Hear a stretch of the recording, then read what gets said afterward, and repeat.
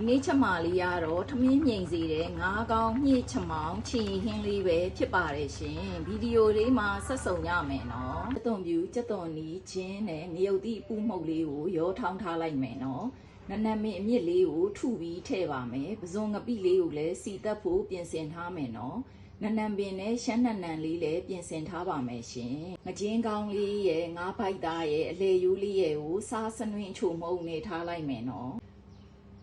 ဂိုင်းဖြက်ချမောင်လေးကိုကက်ကြီးလေးနဲ့နည်းနည်းကိုက်ပြီးတော့ဖုံးအုပ်ပြီးတည်ထားလိုက်မယ်နော်ဒီလေအကုန်နှောဝါးပြီဆိုတော့မှရေလေးနည်းနည်းလေးထည့်ပြီးတော့ရောင်းမလေးနဲ့မှွေပါတော့မယ်နော်ခုလိုကြည်တဲ့ထိမှွေပြီးတော့ဆယ်ထားလိုက်ပါမယ်ရှင်အဖို့စီဟင်းခတ်စွန်ကြီးတစ်စုံစာပဲထည့်ပါမယ်နော်ဒီထောင်းထားတာလေးထည့်ပါမယ်အမှုတ်လေးထည့်လိုက်မယ်ငပိလေးလည်းတစ်ခါတည်းထည့်လိုက်မယ်နော်ဒီနဲ့ငပိလေးတွေမှုေးလာရင်ငါးလေးထည့်လိုက်မယ်နော်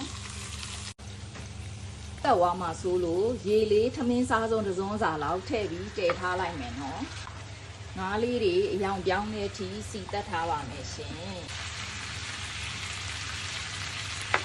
ငါးတွေကိုလေမမြအောင်ချက်ဖို့အတွက်ဆိုရင်အယောင်မပြောင်းသေးပဲနဲ့ရေတွေအများကြီးတော့မထည့်နဲ့နော်အဲ့ဒါဆိုညှိပါတယ်ရှင်အခုလိုမျိုးငါးအရာပြောင်းဖို့လုံနေရင်းနဲ့အောက်မှာအိုးကတ်မယ်ဆိုရင်ရေလေးထမင်းစားစုံတစ်စုံစာလောက်ထည့်ပြီးတော့တည်ထားလိုက်နော်ခုလိုငါးလေးတွေရောင်ပြောင်းလာပြီဆိုရင်တော့ရေလေးထည့်ပြီးတည်ထားလိုက်တော့မယ်နော်ကျမစုံချင်းရေလေးထည့်လိုက်ပါတယ်ရှင်အဲနူးပြီးစီလေးလည်းပြန်စားပြူလာပြီဆိုရင်ပြုတ်ထားတဲ့မြစ်လေးတွေထည့်လိုက်ပါမယ်ရှင်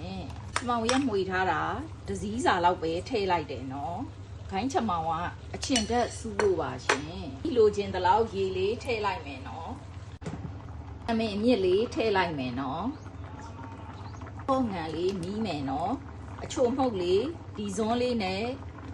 တဇွန်းမရှိတရှိလောက်ပဲထည့်လိုက်ပါတယ်နော်စားလေးရတော့လက်ဖက်စားစုံတစ်စုံထည့်လိုက်ပါမယ်ရှင်အရသာကတော့မိမိစိတ်ကြိုက်ပါနော်ငပြာရည်လေးလည်းနည်းနည်းပေါက်လိုက်မယ်ရှင်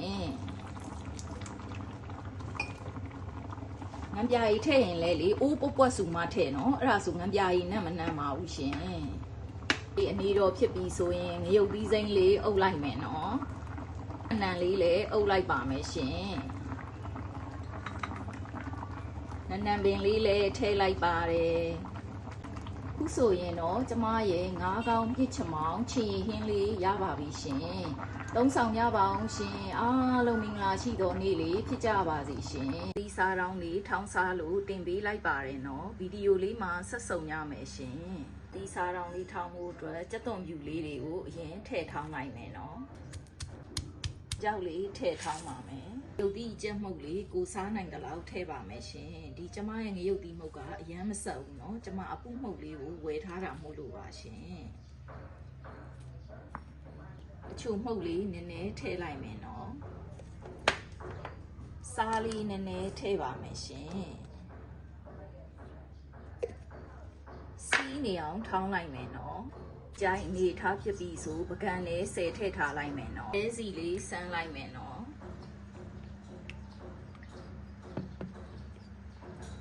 စီကတော့မိမိစိတ်ကြိုက်ပါရှင်တခါတည်းနဲ့မကုန်ရင်တော့နည်းနည်းလေးပိုစမ်းပေါ့နော်ထားခံအောင်လို့လေခုဆိုရင်တော့ထမင်းမြိန်စီတဲ့ငရုတ်သီးစားတောင်းလေးရပါပြီရှင်သုံးဆောင်ရပါအောင်ရှင်အားလုံးမင်္ဂလာရှိသောနေ့လေးဖြစ်ကြပါစေရှင်